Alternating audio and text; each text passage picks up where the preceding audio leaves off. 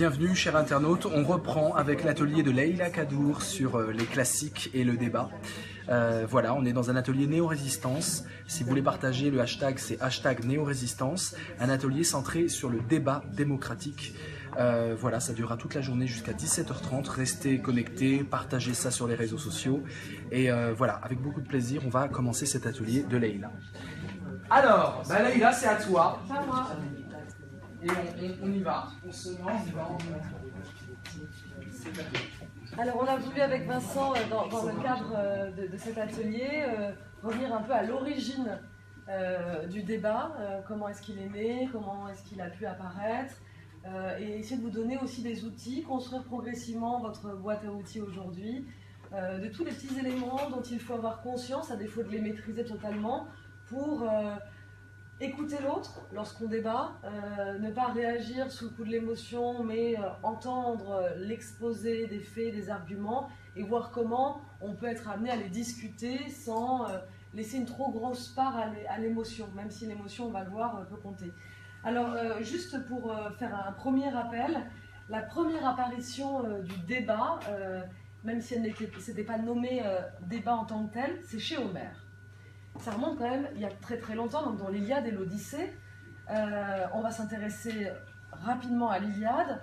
Dans l'Iliade, Homère, Laëde, on l'appelle comme on veut, hein, on sait que l'existence d'Homère est un peu problématique, mais Homère avait à cœur de consigner, dans cette écrit qui était plutôt un canevas oral qu'on nous transmet de façon écrite, les délibérations des chefs de guerre. Tous ces chefs de guerre se réunissaient pour discuter de la stratégie adoptée. Et dès cette période-là, dans les échanges entre ces différents chefs de guerre, apparaît la tentative de convaincre ou de persuader l'autre sur le bien fondé de son point de vue, de la technique à adopter. On l'a donc dans l'Iliade, on l'a dans l'Odyssée. Je vous rappelle que l'origine de l'Iliade et de l'Odyssée, c'est Hélène. C'est Hélène de Troie, c'est cette histoire de pommes, c'est Paris, ce berger qui est exilé sur les monts, en train de garder des troupeaux, qui est mis de côté parce que on sent que Paris, un oracle a annoncé à Priam son père qu'il allait causer la fin de Troie. Et un jour apparaissent devant lui 3 divinités qui lui demandent qui est la plus belle, qui doit remporter cette fameuse pomme d'or, et il va choisir Aphrodite, et en cadeau, il obtiendra la plus belle femme du monde, Hélène. Hélas, Hélène n'est pas célibataire.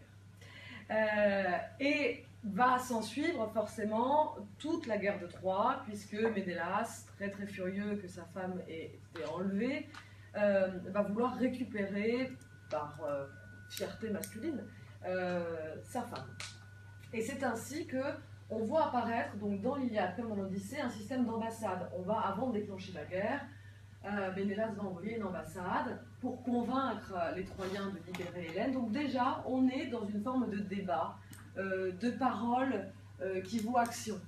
Finalement, aucun consensus, et voilà pourquoi la guerre est déclarée. Donc déjà, on a un rapport au débat qui est intéressant, puisque quand le débat est infructueux ou quand on ne parvient pas à un consensus, on peut déclencher les pires atrocités, et je fais ainsi référence à l'actualité et aux nombreux débats qui animent nos institutions et organisations internationales.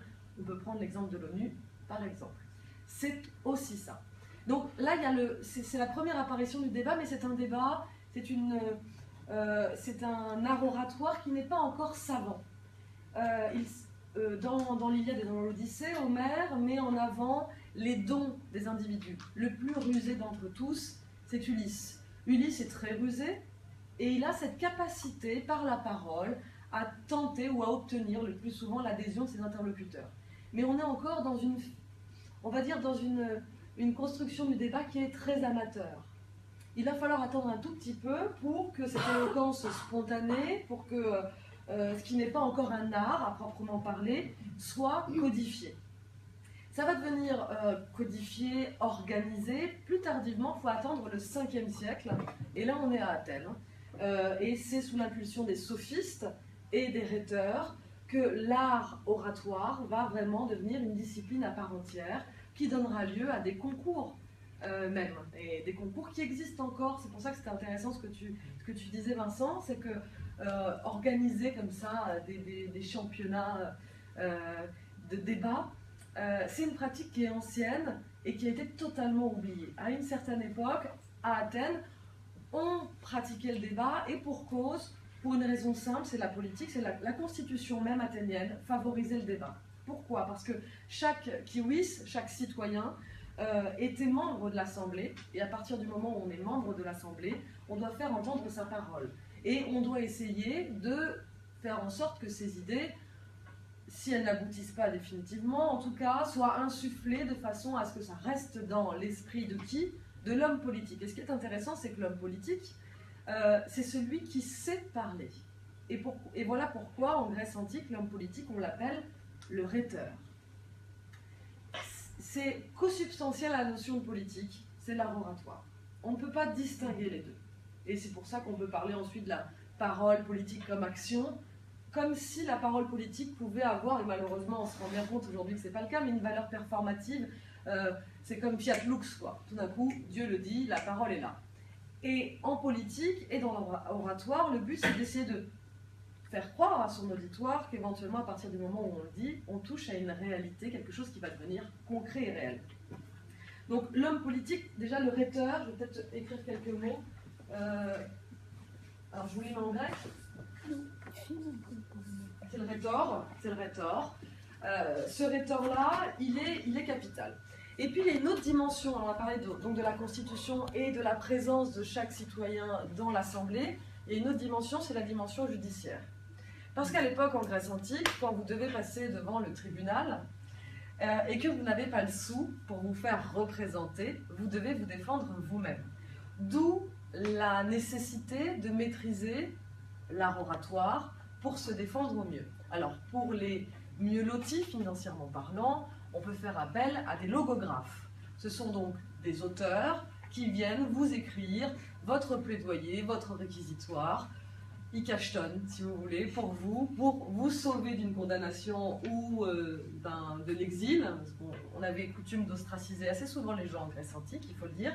Et là, on a une référence, je vous ai amené mes livres d'étudiants, extrait des orateurs attiques. Je vais vous le faire passer, vous allez voir, c'est drôle, c'est tout en grec. Mais c'est... Voilà. Et vous allez voir, c'est assez drôle. On est mort de rire. J'ai énormément souffert avec ce petit livre. Il est petit, mais il est costaud. Donc ce sont des extraits de plaidoyers qui ont été écrits par des logographes qui sont devenus des figures célèbres de l'art oratoire. Je pense notamment à un certain Lysias.